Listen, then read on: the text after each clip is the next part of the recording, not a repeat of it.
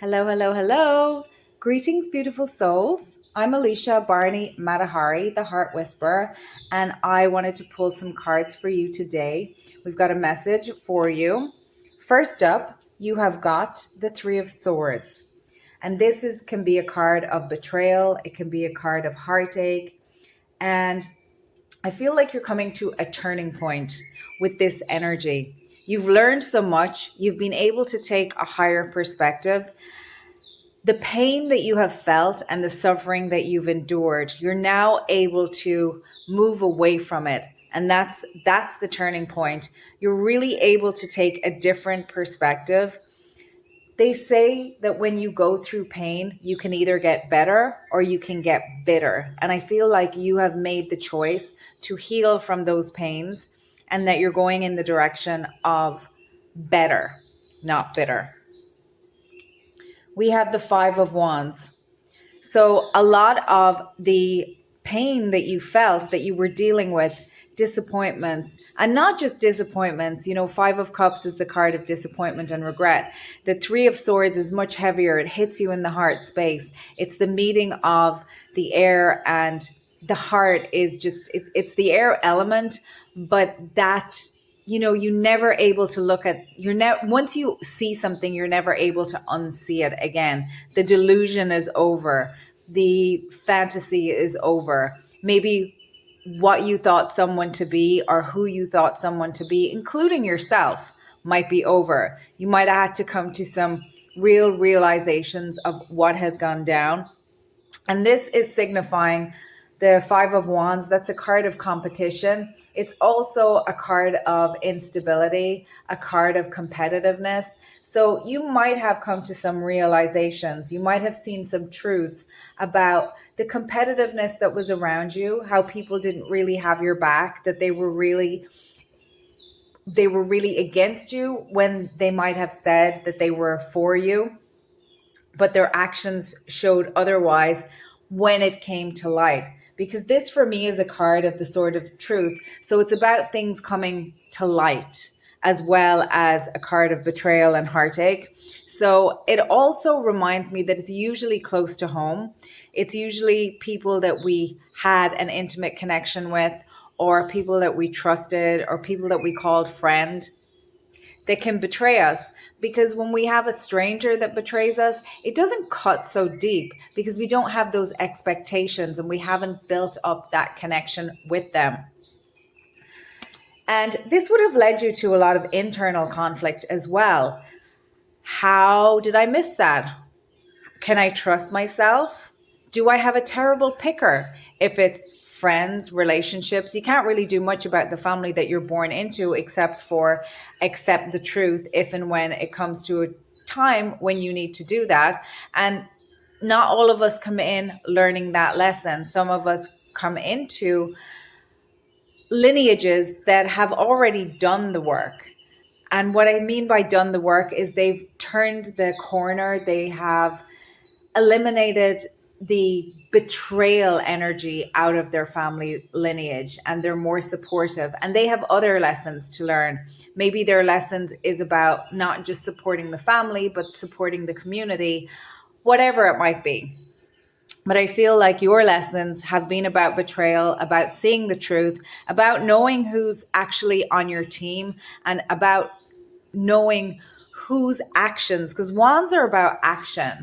They're not about what people say, they're about what people do. So really coming to terms with looking at what people do, and do their actions line up with their words. And swords would also rule communication. Then you've got the King of Cups. And that King of Cups is mastery over the Cups realm. And I was reading up a lot about water recently, and how water is really that primordial substance. And in its flow state, it's able to be fluid and move around. So being able to deal with this level of nonsense, conflict, things that really are destabilizing, things that knock you off balance, things that really push into your heart on a really deep and personal level, that takes a lot of power of alchemy. And the King of Cups has that. He's sitting on his throne, literally in the water. Whether you're male or female, you have learned to really overcome the tempestuous waters of those who would seek to use your emotions and your sensitivity against you. Water is also a great conductor of information. Think about it. You can imprint on water. You can bless your water and you can bless your food before eating. And that will change the vibration. You know, if you ever eat angry food prepared by an angry person, like that can adversely affect your physiology. I mean, I'm not telling you what to believe, but if you're on this channel, you probably do recognize that. And and a lot of people who would be on a spiritual path would bless their food before they would consume it. And of course, we're 75% water. So when you walk into a room and somebody is in a really high vibration or somebody is in a low vibration, it's really visceral. You can feel it. You can feel it in the air. You can feel that projection. So being able to really hold your own frequency and being able to flow in these very difficult spaces, whatever you decide to do inside of those spaces, because you would be clued into your own heart, you would be clued into your own intuition. And the waters also often refers to the spirit realm as well. And then of course Neptune, which is, Neptune rules Pisces. Neptune, it really rules the spiritual as well. So you've really managed to tap into a higher understanding of why people have been behaving in the way that they have, what your responses needed to be. Turning the other cheek in terms of, yes, I'm going to heal, I'm going to look at the truth, but I'm not going to let it inside me and I'm not going to become bitter. I'm going to turn towards the light. I'm not going to get back into a revenge, a tit for tat, or any of that kind of nonsense. I'm going to spiral up. I'm not going to spiral down. Very alchemical. And then you have the Queen of Wands. The Queen of Wands, she is the queen of transformation. She's got two lions beside her. She's donned in her yellow solar plexus energy. And if you think about it, fire is not an element really. I mean, we call it one of the four elements, but fire really isn't a substance is what I mean. Fire is a process. It is.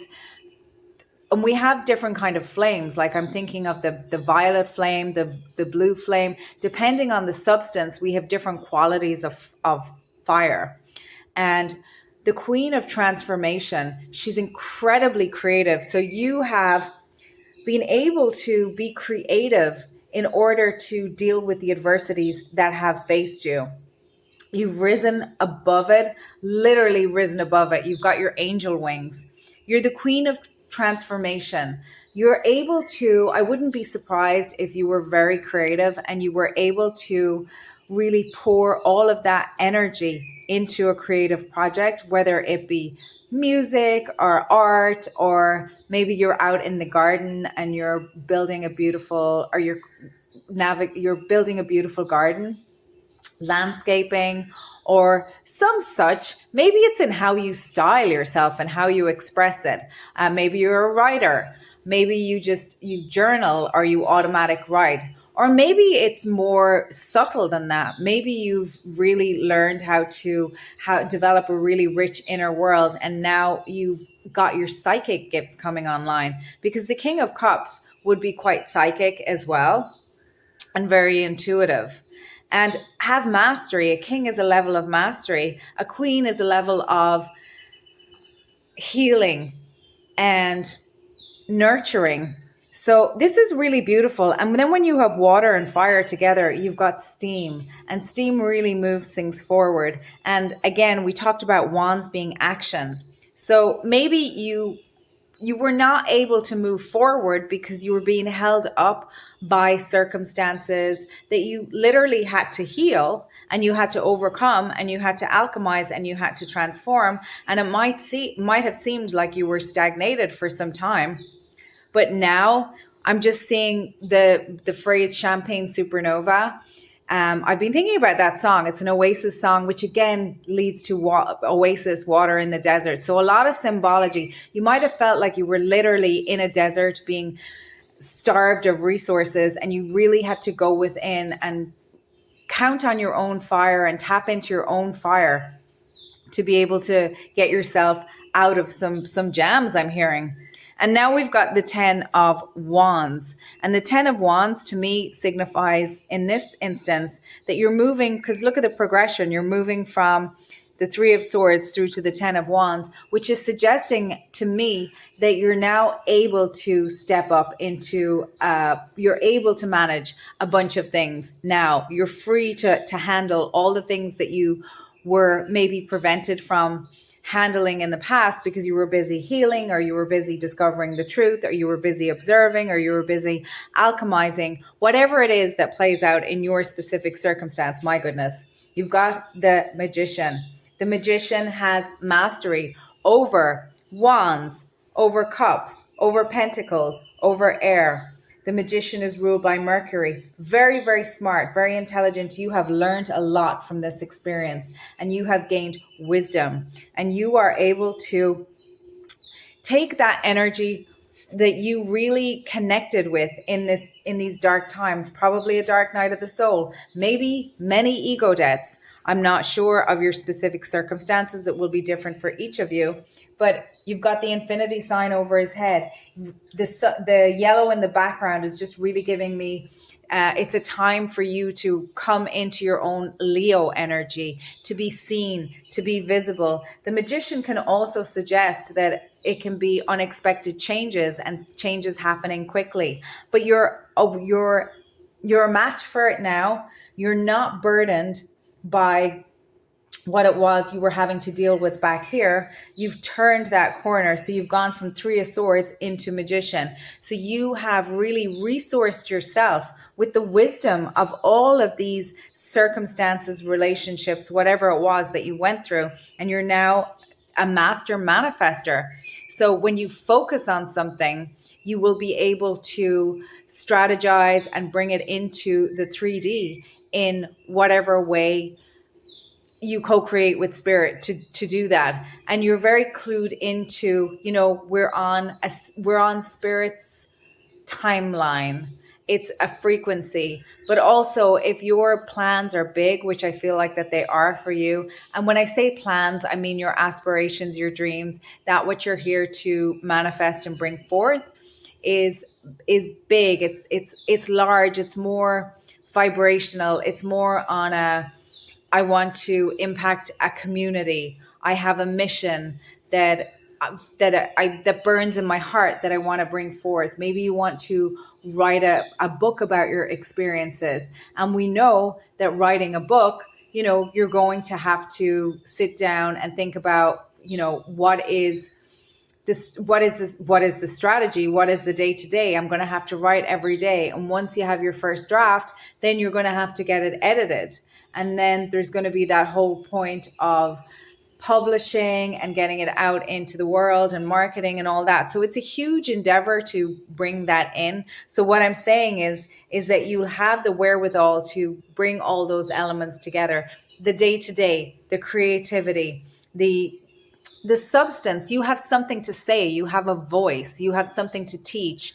You have something to share. And even if, let's say, you're writing a novel or your songwriting, like your art, what is encoded in your voice as you speak, you will be awakening. I feel like you'll be awakening, unlocking codes in other people through however it is that you manifest this energy going forward. Really, really beautiful. And then you've got the 10 of Pentacles. Wow. So that's the card of success in the 3D. So whatever you bring, whatever you decide to manifest will come forth will build in the 3D. You might have been someone who like felt like that they were putting a lot of effort in the past, but it was going nowhere because you were behind the scenes. Maybe you were dealing with a lot of people blocking you and not being good faith actors, and uh, not not not being honest about the fact that they were blocking you, smiling in your face, a lot of frenemy energy. That's what I'm getting. So you're going from the Three of Swords to the Magician, and you're going from the Five of Wands to the Ten of Pentacles. And the Ten of Pentacles, it's great health, it's a beautiful family, it's a career that you enjoy, it's a wonderful home. So I'm seeing great stability come in after a time of great strife. You have the Two of Swords. So I feel like that you really are having, you're very much able to, when things are blocked, when people try to block you, you're able to be your King of Cups and move forward intuitively. But now I'm seeing this not being you so much. Maybe people are trying to still block you. I mean, people are not going to change. You're only going to change yourself. You're not going to change somebody else. But you're able to be this King of Cups, this guide for people around you in your community, whether that's an online community, whether that's the family that you're building, whether that's a wider community, whether that's in your career, whatever you do. But you're really able to help people who are at this point of indecision, that needs a decision to be made, or that they don't know whether to go left or right. They can't see which way to go.